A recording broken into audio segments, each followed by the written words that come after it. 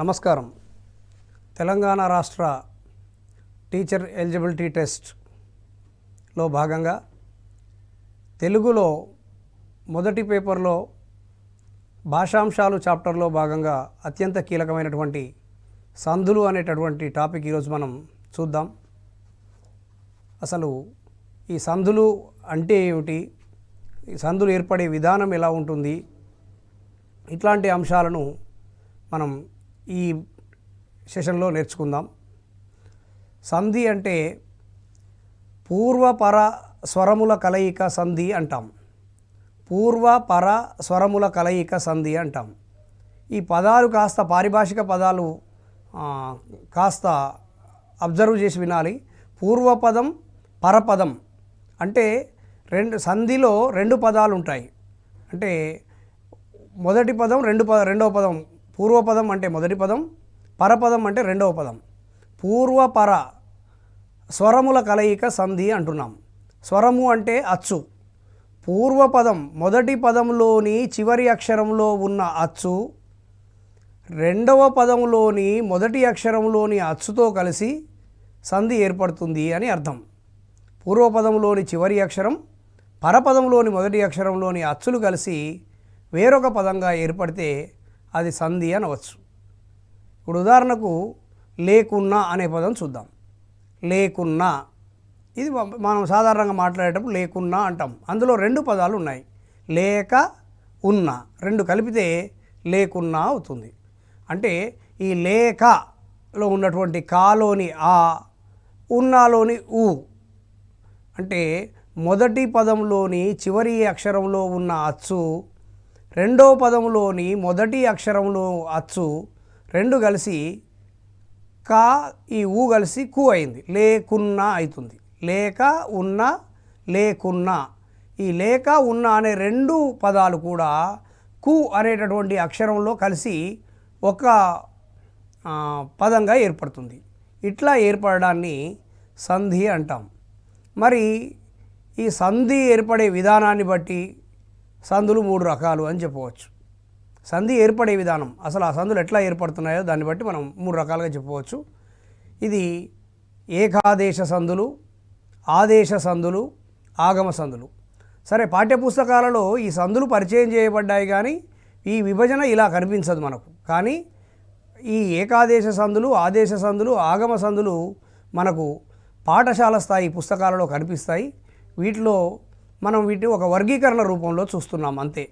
ఏకాదేశ సంధి అంటే ఏమిటి అంటే, అసలు ఏకాదేశం అనేటటువంటి పదం మనకు తెలవాలి. ఏకాదేశం అంటే మొదటి పదంలోని అచ్చు రెండవ పదంలోని అచ్చు కలిసినప్పుడు ఆ రెండిటిలోని ఏదో ఒక అచ్చు సంధి పదంలో వస్తే, లేదా ఆ రెండిటి బదులుగా మరొక అచ్చు సంధి పదంలో వస్తే అది ఏకాదేశం అంటాం. పూర్వస్వరం పరస్వరం కలిసినప్పుడు పూర్వస్వరం కానీ పరస్వరం కానీ లేదా మరొక అచ్చు కానీ సంధి పదంలో వస్తే దాన్ని ఏకాదేశం అంటాం. అది ఎట్లానో మనం ఏకాదేశ సంధుల్లో చూస్తాం. ఈ ఏకాదేశ సంధులకు ఉదాహరణగా మనం సవర్ణ దీర్ఘ సంధి, గుణ సంధి, వృద్ధి సంధి మొదలైనవి చెప్పుకోవచ్చు. తర్వాత ఆదేశ సంధులు. ఈ ఆదేశ సంధులు అంటే ఏమిటంటే, ఈ ఆదేశం అనే పదానికి అర్థం ఏమిటో మొదట చూడాలి. ఆదేశం అంటే ఒక అచ్చును తొలగించి, పూర్వపర స్వరములలోని ఒక అచ్చును తొలగించి దాని స్థానంలో శత్రువు వలె మరొక అక్షరం వచ్చి చేరడాన్ని ఆదేశం అంటాం. అంటే ఆ రెండిట్లో ఒకదాన్ని తొలగించి ఒక కొత్త అక్షరం వచ్చి ఆ స్థానంలో వస్తుంది. అట్లా వచ్చినప్పుడు అది ఆదేశం అంటాం. ఇప్పుడు ఇందులో యనాదేశ సంధి, గసడ దబాదేశ సంధి, సరళాదేశ సంధి ఇట్లాంటి పదాలు మనం చూస్తూ ఉంటాం. యన ఆదేశ, సరళ ఆదేశ, గసడ దవాదేశ, ఇట్లా ఈ ఆదేశం వచ్చేవన్నీ ఆదేశ సంధులు అవుతాయి. తరువాత ఆగమ సంధులు. ఈ ఆగమము అంటే మిత్రుడి వలె వచ్చి చేరేది అని అర్థం. అంటే పూర్వపర స్వరములు రెండు అలాగే ఉంటాయి, ఒక కొత్త అక్షరం వచ్చి స్నేహితుడి వలె మధ్య చేరుతుంది. మిత్రుడి వలె వచ్చి చేరితే ఆగమం, శత్రువు వలె వచ్చి చేరితే ఆదేశం. ఇది గుర్తుపెట్టుకోవాలి. ఎడాగమ సంధి, రుగాగమ సంధి, టుగాగమ సంధి మొదలైనటువంటి సంధులు ఆగమ సంధులకు మనం ఉదాహరణలుగా చెప్పుకోవచ్చు. ఇంకా సంధులకు సంబంధించిన వివరణ చూసినట్లయితే సాధారణంగా మన భాష తెలుగులో సంస్కృతం అధికంగా మనకు కనిపిస్తుంది. అంటే సంస్కృత జన్యమైనటువంటి పదాలు అధికంగా మనకు తెలుగులో ఉంటాయి, తత్సమ పదాలు ఉంటాయి. కాబట్టి సంస్కృత పదాలతో ఏర్పడిన సంధులు అచ్చ తెలుగు పదాలతో ఏర్పడిన సంధులుగా మనం వర్గీకరణ చేసుకోవచ్చు. అంటే సంస్కృత సంధులు, తెలుగు సంధులు అని భాషరీత్యా సంధులు రెండు రకాలు. సంస్కృత పదాల మధ్య జరిగే సంధి సంస్కృత సంధి. ఇవి సవర్ణ దీర్ఘ సంధి, గుణ సంధి, వృద్ధి సంధి, యనాదేశ సంధి ఇవన్నీ కూడా సంస్కృత సంధులు అవుతాయి. అచ్చ తెలుగు పదాల మధ్య జరిగే సంధులు తెలుగు సంధులు అనుకున్నాం. అంటే ఈ అత్వ సంధి, ఇత్వ సంధి, ఉత్వ సంధి, సరళాదేశ సంధి, గసడ దవాదేశ సంధి, ఎడాగమ సంధి, టుగాగమ సంధి, త్రిక సంధి ఇట్లాంటివి. అంటే నేను చెప్తున్న ఈ సంధులని కూడా పాఠశాల స్థాయిలో పరిచయమైనవి, మనకు సిలబస్లో అడగడానికి అవకాశం ఉన్నటువంటివి ఇవి. కాబట్టి ఈ సంధుల వరకు మనం తెలుగు సంధులను గురించి నేర్చుకోవాల్సి ఉంటుంది. ఒక్కొక్క సంధి గురించి మనం చూద్దాం. సంస్కృత సంధుల్లో మొట్టమొదట చెప్పుకోదగింది సవర్ణ దీర్ఘ సంధి. చాలా ముఖ్యమైనది, ఎక్కువసార్లు అడగడానికి అవకాశం ఉంటుంది సవర్ణ దీర్ఘ సంధి. ఈ సవర్ణ దీర్ఘ సంధిలో ఏం మార్పు జరుగుతుంది అంటే అ, ఈ, ఉ, రు ఈ అక్షరాలకు అవే అచ్చులు పరమైతే ఆ, ఈ, ఊ, రు అనేటటువంటి అచ్చులకు అవే అచ్చులు పరమైనప్పుడు వాటి దీర్ఘం ఏకాదేశం అవుతుంది. అంటే అ అనేదానికి ఆ పరమైనప్పుడు ఆ అవుతుంది. ఈ అనే అచ్చుకు ఈ అనే అచ్చే పరమైతే ఈ అవుతుంది. ఉ అనే అచ్చుకు ఊ అనే అచ్చు పరమైనప్పుడు ఊ అవుతుంది. రు అనే అచ్చుకు రు అనే అచ్చు పరమైనప్పుడు రూ అవుతుంది అని అర్థం. చూడండి, ఉదాహరణ చూడండి. దేవాలయం, ఇక్కడ పదం కనిపిస్తుంది కదా స్క్రీన్ మీద, దేవాలయం. దీన్ని విడదీసినప్పుడు అంటే దేవ ఆలయం అనే ఈ రెండు పదాలు కలిస్తే దేవాలయం అయింది. దేవ ఆలయం. దేవాలో వాలో ఆ ఉంటుంది. మనం ఇంతకుముందు కూడా చూసాం, వర్ణాలు ప్రతి హల్లులో ఒక అచ్చు ఉంటుంది. వా అన్నప్పుడు వాలో ఊ ప్లస్ ఆ ఉంటుందన్నమాట. అదే వి అయితేనేమో ఈ ఉన్నట్టు, ఊ అంటే ఊ ఉన్నట్టు, వే అన్నప్పుడు ఏ ఉన్నట్టు, ఓ అన్నప్పుడు ఓ ఉన్నట్టు, వౌ అన్నప్పుడు ఔ ఉన్నట్లు. ఇట్లా ప్రతి హల్లులో ఇప్పుడు కీ అన్నప్పుడు కీలో ఉన్న అచ్చు ఏమవుతుంది ఈ, కీలో ఉన్న అచ్చు ఈ. అట్లా దేవా అన్నప్పుడు వాలో ఉన్న అచ్చు ఏమవుతుంది ఆ. దేవా, దేవాలో ఉన్న ఆ ప్లస్ ఆలయంలోని మొదటి ఆ ప్లస్ ఆ కలిసినప్పుడు అది దేవాలయంగా వచ్చింది, అంటే దీర్ఘం వచ్చిందనమాట. అట్లా పద అర్థం, పద అర్థం కలిపితే పదార్థం అవుతుంది. పదాలో ఆ ఉంటుంది, అర్థంలో ఆ ఉంటుంది. ఆ ప్లస్ ఆ కలిసినప్పుడు ఆ అవుతుంది. అట్లా ఆ అనే అచ్చుకు అదే ఆ అనే అచ్చు కలిసినప్పుడు ఆ అన్నప్పుడు ఆ రావచ్చు, రెండో ఆ కూడా రావచ్చు. వచ్చినప్పుడు తప్పనిసరిగా సంధి పదంలో మాత్రం తప్పకుండా దీర్ఘం వస్తుంది. కవీంద్రుడు, చూడండి, కవి ఇంద్రుడు అనే రెండు పదాలు, కవి ఇంద్రుడు అనే రెండు పదాలు కలిసినప్పుడు అది కవీంద్రుడు అవుతుంది. అంటే ఇందులో విలో ఈ ఉంది ప్లస్ ఇంద్రుడిలో ఈ ఉంది. కవిలో ఈ, ఇంద్రుడిలో ఈ కలిసినప్పుడు సంధి పదంలో కవీంద్రుడు అయింది. వి అన్నప్పుడు రెండో ఈ వస్తుందన్నమాట. అంటే కవి ఇంద్రుడు, కవీంద్రుడు అంటే దీర్ఘం వస్తుంది అక్కడ కూడా, గుడి దీర్ఘం. అలాగే భానుదయం, భాను ఉదయం, భానుదయం. భాను, ఇదివరకు ఇది ఒకసారి ఈ పదం అడిగారు. భానుదయం విడదీస్తే భాను ప్లస్ ఉదయం కలిపితే భానుదయం, భానోదయం ఇలాంటి భానుదయం ఇట్లా ఇచ్చారు ఆప్షన్స్. భానుదయం అన్నప్పుడు భానోదయం కాదు, ఎప్పుడైనా కూడా భాను ఉదయం కలిసినప్పుడు భానూదయం అవుతుంది. ఇందులో భానులో ఉ, ఉదయంలో ఊ రెండు కలిసినప్పుడు నూ అన్నప్పుడు అందులో రెండో ఊ వస్తుందన్నమాట. భాను ఉదయం భానూదయం అవుతుంది. ఇట్లా ఉకారానికి అంటే ఊ అనే అచ్చుకు మళ్ళీ ఊ అనే అచ్చు కలిసినప్పుడు అది ఊ అవుతుంది. పితృణం పితృ రుణం పితృలో త్రులో రుత్వం ఉంది కదా, అది రుకారం. ఈ రు ప్లస్ రుణంలోని రు కలిసినప్పుడు పితృణం అవుతుంది. పితృణం అవుతుంది. ఇట్లా ఆ ఈ ఉ రు అనే అచ్చులకు అవే అచ్చులు కలిసినప్పుడు వాటి దీర్ఘాలు వస్తాయి అని చెప్పడం ఇది సవర్ణ దీర్ఘ సంధి అవుతుంది. దీని తర్వాత సంస్కృత సంధులలో మరొక చెప్పుకోదగినది గుణసంధి. గుణసంధి అనేది కూడా చాలా ముఖ్యమైనది, బాగా గుర్తుపెట్టుకోవాలి.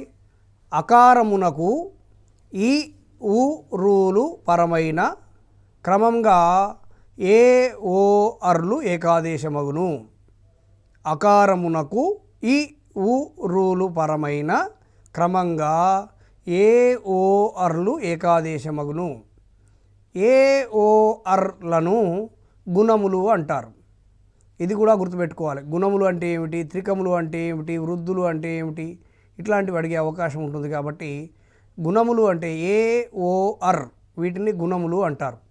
ఏమిటి ఇందులో అంటే సంధి జరిగే రూపాన్ని ఒకసారి గమనించండి.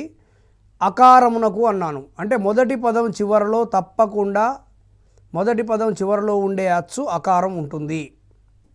దానికి ఆ అకారానికి రెండవ పదం మొదట్లో ఈ వస్తే సంధి జరిగిన పదంలో ఏ వస్తుంది. రెండవ పదం మొదట్లో ఊ వస్తే సంధి పదంలో ఓ వస్తుంది. రెండవ పదం మొదట్లో రు వస్తే సంధి పదంలో అర్ వస్తుంది. ఎట్లానో ఉదాహరణ చూద్దాం. దేవ ప్లస్ ఇంద్రుడు, దేవ ప్లస్ ఇంద్రుడు దేవేంద్రుడు అయింది. దేవాలో ఆ ఉంది. మొదటి పదంలో తప్పకుండా గుణసంధిలో మొదటి పదం చివరలో తప్పకుండా అకారమే ఉంటుంది. ఆ అకారం ఆ ఉంది. దానికి ఇంద్రుడిలోని ఈ కలిసింది. దేవ ఇంద్రుడిలోని ఈ కలిసినప్పుడు ఆ ప్లస్ ఈ కలిస్తే ఏమైంది, ఇక్కడ దేవేంద్రుడు అయింది. అంటే ఏ వచ్చింది, ఏ వచ్చింది. ఇట్లా ఆ ప్లస్ ఈ కలిసినప్పుడు ఏ. రమ ప్లస్ ఈషుడు రమేషుడు, రమలో ఆ ఉంటుంది, ఈషుడులో ఈ ఉంటుంది, కలిపినప్పుడు రమేషుడు. పరమ ప్లస్ ఈశ్వర, పరమలో ఆ ఉంటుంది, ఈశ్వరలో ఈ ఉంటుంది, ఆ ఈ కలిసినప్పుడు పరమేశ్వర ఏ వస్తుంది. అట్లా ఆ ప్లస్ ఈ కలిసినప్పుడు ఏ అవుతుంది. అదేవిధంగా ఆ అనేదానికి ఊ కలిస్తే ఓ అవుతుంది. చూడండి, భాగ్య ప్లస్ ఉదయం భాగ్యోదయం, భాగ్యలో ఆ ఉంది, ఉదయం ఊ ఉంది. ఆ ప్లస్ ఊ కలిసినప్పుడు భాగ్యోదయం అన్నప్పుడు ఓ వచ్చింది. ఆ ప్లస్ ఊ కలిస్తే ఓ అవుతుంది. సూర్య ప్లస్ ఉదయం సూర్యోదయం, సూర్య ప్లస్ ఉదయం సూర్యోదయం. ఇట్లా మహా ప్లస్ ఉదది మహోదది, మహాలో ఆ ఉంటుంది, ఉదదిలో ఉంది. ఆ ప్లస్ ఊ కలిస్తే మహోదది ఓ అవుతుంది. ఇట్లా అకారానికి ఉకారం కలిసినప్పుడు ఓ వస్తే అది గుణసంధి. అదేవిధంగా రాజా ప్లస్ ఋషి రాజర్షి, రాజా ప్లస్ ఋషి రాజర్షి, రాజాలోని ఆ జాలో ఆ, రాజా జాలో ఆ ప్లస్ ఋషిలోని రు, ఆ ప్లస్ ఋషి రు కలిసినప్పుడు అర్ అవుతుంది. రాజర్షిలో రాజర్షి అన్నప్పుడు జర్షి అన్నప్పుడు అందులో అర్ అనే ధ్వని వస్తుంది. రాజర్షి. వసంత ప్లస్ ఋతువు, చాలామంది వసంత ప్లస్ ఋతువు అన్నప్పుడు వసంత ఋతువు అని రాస్తూ ఉంటారు, అది విసంధిగా రాయడం అవుతుంది. కానీ దాన్ని సంధి చేసినప్పుడు వసంతర్తువు అవుతుంది. అది వసంత ప్లస్ ఋతువు వసంతర్తువు, వసంతర్తువు తర్ అన్నప్పుడు అర్ అనే శబ్దం అందులో వస్తుంది. వసంత ప్లస్ ఋతువు వసంతర్తువు, ఇది కూడా గుణసంధి అవుతుంది. ఇట్లా గుణసంధిలో అ అనేదానికి ఈ లేదా ఉ లేదా రు పరమైనప్పుడు ఏ లేదా ఓ లేదా అర్ ఏకాదేశం అవుతాయి అని చెప్పడం గుణసంధి అవుతుంది. ఇంకొన్ని ఇట్లాంటి పదాలు మీరు ప్రాక్టీస్ చేయండి, మీకు తేలికగా గుణసంధి గుర్తుండిపోతుంది. ఇక దీని తర్వాత మళ్ళా చెప్పుకోదగినటువంటి మరొక సంధి యనాదేశ సంధి. యనాదేశ సంధి ఇందులో ఈ ఉ రూలకు అసవర్ణములైన అచ్చులు పరమైనప్పుడు క్రమంగా య వ రాలు ఆదేశమగును. ఈ యావారాలను మనం ఏమంటామంటే ఎన్నులు అంటాం. యావారాలను ఎన్నులు అంటాం. ఎట్లా అంటే ఈ ఊరులకు అసవర్ణములైన అచ్చులు అన్నాను నేను. అంటే మొదటి పదంలో ఈ కానీ ఊ కానీ రూ కానీ ఉండొచ్చు. దీనికి మరి రెండో పదం మొదట్లో ఏముండాలి? అసవర్ణములైనవి ఉండాలి. అసవర్ణము అంటే ఆ అచ్చు కాకుండా వేరే ఏ అచ్చు అయినా ఉండొచ్చు. మొదటి పదంలో ఈ వచ్చింది అనుకుందాం, అతి ప్లస్ అంత అనుకున్నప్పుడు అతిలో మొదట ఈ వచ్చింది. మళ్ళీ రెండో పదం మొదట్లో ఈ తప్ప వేరే ఏ అచ్చు అయినా రావచ్చు. అసవర్ణములైన అచ్చులు అంటే ఆ అచ్చు కాకుండా వేరే ఏ అచ్చు వచ్చినా సంధి పదంలో మాత్రం తప్పకుండా యా వస్తుంది. అతి ప్లస్ అంత అన్నాను. అతి ప్లస్ అంత కలిపినప్పుడు ఏమవుద్ది? అత్యంత. అత్యంత అంటే అతి ప్లస్ అంత, ఈ ప్లస్ ఆ కలిసినప్పుడు యా, కొత్తగా యా వచ్చి చేరింది, శత్రువు వలె వస్తుంది అని మనం అనుకున్నాం. అతి ప్లస్ అంత అత్యంత, ఎడ యా అనేది వచ్చి చేరింది. అంటే మొదటి పదం చివరలో ఈ ఉండి దానికి వేరే అచ్చు పరమైనప్పుడు తప్పకుండా సంధి పదంలో యా వస్తుంది. అదేవిధంగా అభి ప్లస్ ఉదయం అభ్యుదయం, అభి ప్లస్ ఉదయం అభ్యుదయం అంటే అభిలో ఈ ఉంది. రెండో పదం చివరిలో, రెండో పదం మొదట్లో ఇంతకుముందు అంత అన్నప్పుడు ఆ వచ్చింది, కానీ ఇక్కడ ఉదయం అన్నప్పుడు ఊ వచ్చింది. అభి ప్లస్ ఉదయం, ఈ ప్లస్ ఊ కలిసినప్పటికీ సంధిలో అభ్యుదయం. అభ్యుదయం అక్కడ ఖచ్చితంగా యా ఒత్తు వచ్చి చేరింది కదా, అక్కడ యా ఉంది, అభ్యుదయం.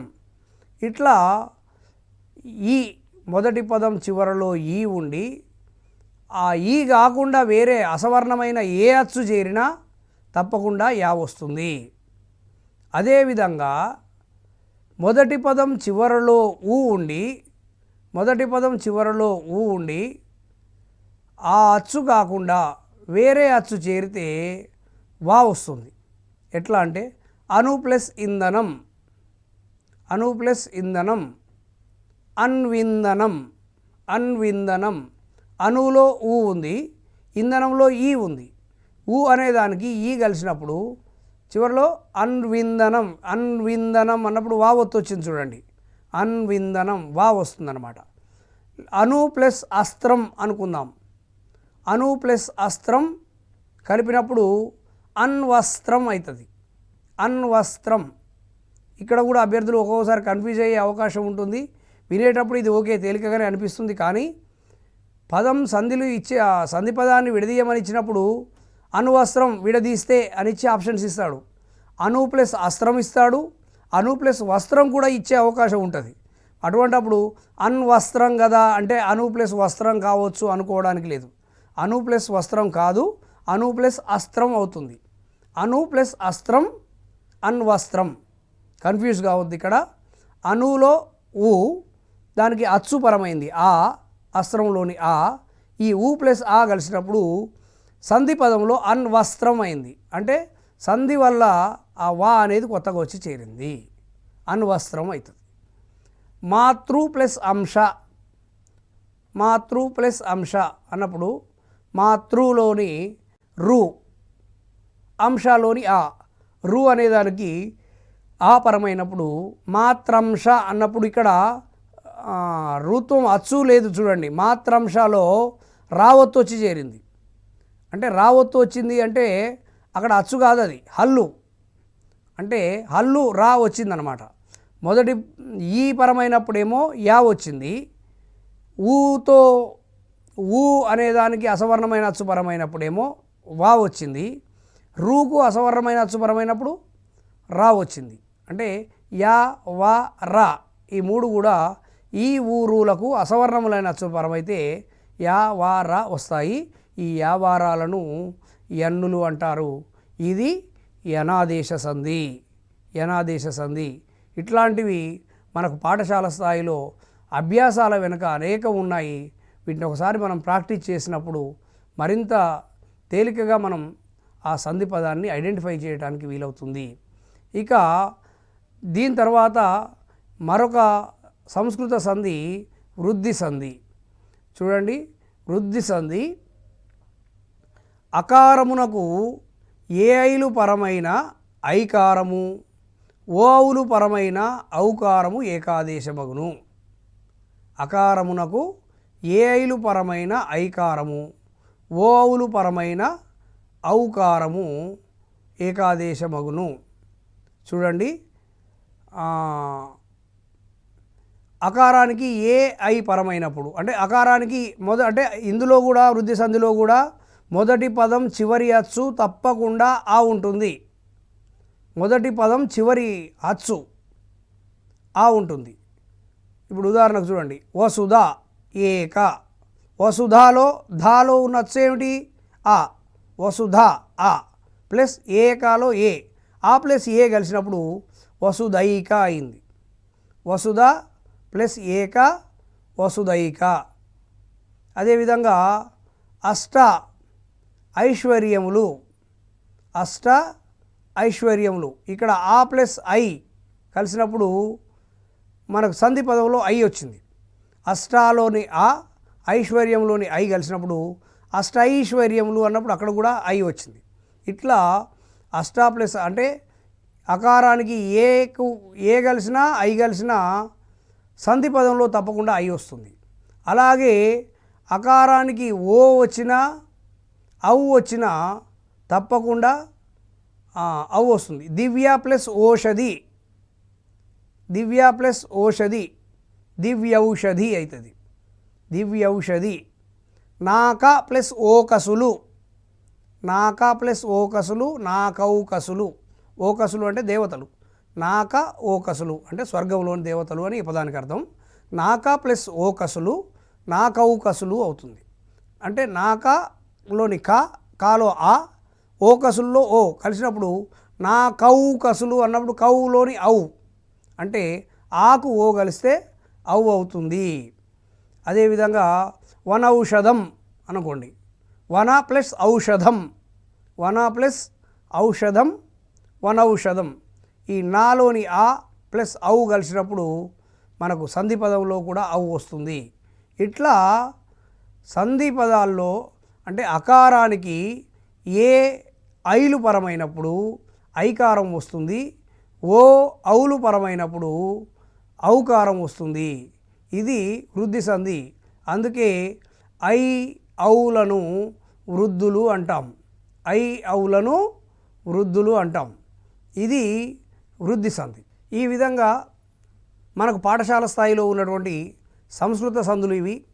మరి సంస్కృత సంధుల్లో మనకు ప్రశ్నల సరళి ఎట్లా ఉంటుంది అనేది కూడా మనం ఒకసారి చూడాల్సి ఉంటుంది. ఒక పదాన్ని ఇచ్చి దాన్ని విడదీయమని అడగవచ్చు, లేదా అంటే ఉదాహరణకు ఏదైనా ఒక పదం ఇచ్చి ఆ పదం దీన్ని విడదీస్తే అని కూడా అడగవచ్చు.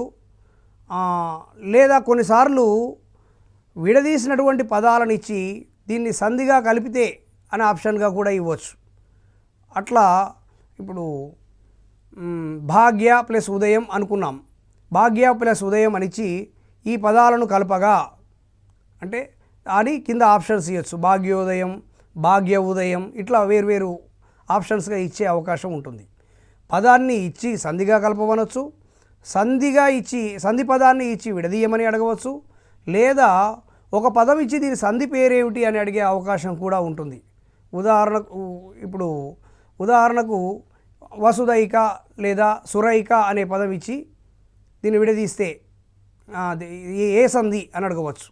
సురైక అన్నప్పుడు సురా ప్లస్ ఏక సురైక, వసుధ ప్లస్ ఏక వసుదైక, ఏక ప్లస్ ఏక ఏకైక ఇట్లాంటి పదాలన్నీ కూడా వృద్ధి సంధులే అవుతాయి. అయితే పాఠశాల స్థాయిలో ఉన్న స్టాండర్డ్లో ప్రశ్న వస్తుంది, కానీ అవే పదాలు రావాలని నియమం లేదు. ఆ తరహా ఏ పదం ఇచ్చినా కూడా మనం చేయగలగాలి. ఇప్పుడు పాఠశాల పిల్లలకైతేనేమో పాఠశాల స్థాయిలో వాళ్ళకు పరిచయమైన పదాలను మాత్రమే ప్రశ్నలుగా ఇచ్చే అవకాశం ఉంటుంది. కానీ ఇప్పుడు మనది ఒక పోటీ పరీక్షల్లో కాబట్టి మనకు పాఠశాల స్థాయి సామర్థ్యాలు అంటే ఎంతవరకు మనం ఆ భాషా పరిజ్ఞానం కావాలో అంతవరకు నేర్చుకున్న తర్వాత దానికి సంబంధించిన ఉదాహరణ ఇచ్చేటప్పుడు ఏదైనా ఇవ్వచ్చు. ఉదాహరణకు స్వేచ్ఛ అనే పదాన్ని విడదీయమని గతంలో ఒకసారి ఒక కాంపిటేటివ్ ఎగ్జామ్లో అడిగారు. స్వేచ్ఛ అనేది జనరల్గా చూడడానికి మనకు ఏమనిపిస్తుంది, అది ఒక పదమే కదా, దీంట్లో రెండు పదాలు ఎక్కడున్నాయి అని అనుకునే అవకాశం ఉంది. కానీ అది గుణసంధి అవుతుంది. ఎట్లా అంటే స్వ ప్లస్ ఇచ్చ స్వేచ్ఛ, స్వ ప్లస్ ఇచ్చ స్వేచ్ఛ, స్వాలో ఆ ఉంది ప్లస్ ఈ కలిసింది, ఆ ప్లస్ ఈ కలిసినప్పుడు ఏ అవుతుంది అనుకున్నాం కదా గుణసంధి ప్రకారం. అట్లా వస్తే అది స్వేచ్ఛ గుణసంధి అవుతుంది. ఒకసారి స్వాభిమానం అనేదాన్ని ఇచ్చారు. స్వాభిమానం చూస్తేందుకు కూడా ఒక పదంలాగే అనిపిస్తుంది, కానీ అది సవర్ణ దీర్ఘసంధి అవుతుంది. ఎట్లా అంటే స్వ ప్లస్ అభిమానం, స్వ ప్లస్ అభిమానం స్వాభిమానం అవుతుంది. ఈ స్వలో ఆ ప్లస్ అభిమానంలోని ఆ కలిసినప్పుడు ఆ ప్లస్ ఆ కలిసినప్పుడు ఆ అవుతుంది కదా సవర్ణ దీర్ఘసంధి ప్రకారం. అచ్చుకు అదే అచ్చుపరమైనప్పుడు దాని దీర్ఘం వస్తుంది అనుకున్నాం కదా. స్వ ప్లస్ అభిమానం స్వాభిమానం అవుతుంది. ఇట్లా సాధికారత, స ప్లస్ అధికారత సాధికారత, ఇట్లా ఆ పదాలు కాస్త మనల్ని కొంచెం ఆలోచింపజేసేటట్లుగా ప్రశ్న వచ్చే అవకాశం ఉంటుంది. అంటే మనం చెప్పుకున్న ఉదాహరణలే రావాలి, పాఠ్యపుస్తకంలోని ఉదాహరణలే రావాలన్న నియమం లేదు. కానీ పాఠ్యపుస్తకంలో ఉన్నటువంటి వ్యాకరణాంశాలను మనం చదువుకున్నప్పుడు అప్లికబుల్ అంటే ఎట్లా దాన్ని ఎక్కడైనా మనం అప్లై చేసే విధంగా మనం ఆ సంధి సూత్రాన్ని అర్థం చేసుకుంటే అప్పుడు ఏ పదాన్ని ఇచ్చినా కూడా చేయడానికి వీలవుతుంది. ఇట్లా కాకుండా ప్రశ్నల్లో ఇంకా సంధి సూత్రం రాయమని కూడా అడిగే అవకాశం ఉంది. అంటే సంధి ఇప్పుడు ఉదాహరణకు సంధి క్రింది వానిలో వృద్ధి సంధి సూత్రము అని 4 సూత్రాలు ఇవ్వచ్చు. ఆ ఈ ఊరులకు అవే అచ్చుల పరమైతే వాటి దీర్ఘాలు ఏకాదేశం అవుతాయి. అకారములకు ఈ ఊరుల పరమైతే ఏవారాలు వస్తాయి. అకారములకు ఈ ఊరులకు అసవర్ణములైన అచ్చుల పరమైనప్పుడు యావారాలు వస్తాయి. ఇట్లా 4 సూత్రాలు ఇచ్చి ఇందులో ఫలానా సంధి సూత్రం ఏది అని అడిగే అవకాశం కూడా ఉంటుంది. లేకపోతే క్రింది వానిలో ఎన్నులు ఏమిటి, గుణములు ఏమిటి, వృద్ధులు ఏమిటి, ఇట్లాంటి ప్రశ్నలు కూడా అడిగే అవకాశం ఉంటుంది. కాబట్టి మనం ఆ తరహాగా అధ్యయనం చేయాల్సి ఉంటుంది. తెలుగు సంధుల గురించి మరొక సెషన్లో కలుద్దాం. సెలవు.